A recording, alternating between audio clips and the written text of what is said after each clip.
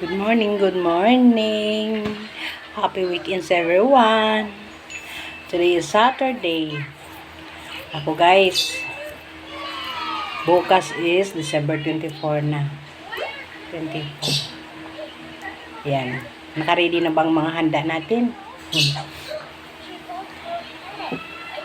Yung kahit paano, kung wala man tayong handa, wag lang mangutang para ipanghanda, 'di ba? Kasi, ang importante magdasal tayo sa Panginoon. Ang importante, ihanda natin ang ating sarili, hindi yung ating bunganga, no? Pero kung meron naman, bakit naman hindi? Kung may kakayahan.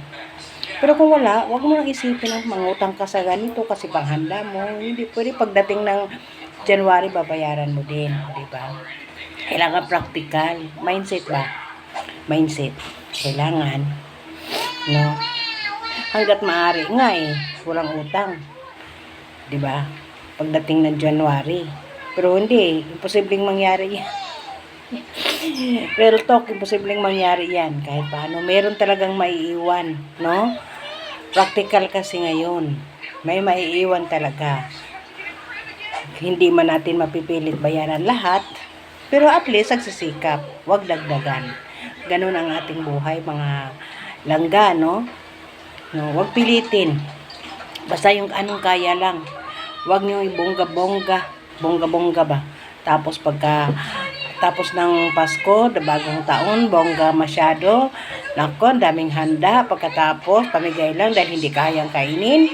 O pagkatapos 2024, magbayad ka na naman sa utang. O practical tayo ngayon. Kailangan hangga't maaari, kung ano lang kaya, kung 2 tao lang, pag 2 tao, kung 4 na tao, hanggang maubos lang kaysa masayang, di ba? Merry Christmas everyone and Happy New Year. Sana naway matapos ang 2023 na wala tayong matapos ang 2023, walang sakit, healthy, ang ating mga mahal sa buhay, ilayo sa kapahamakan, yan ang idasal natin sa Panginoon, at ihanda ang ating sarili. Hindi natin alam ang pagdating ng 2024, kung ano pang pwedeng mangyari. Laging maghanda pang mga langga. Kaya, huwag nating isipin ng mga kamaterialis sa buhay, material lang, yung mga pampabeauty. Kasi, pag tayo natsugi, pantay-pantay, no? Butas ang mata, butas ang ilong, nakanganga. Kaya, gamitin natin ng tama. Maraming salamat. Happy New Year everyone! Merry Christmas!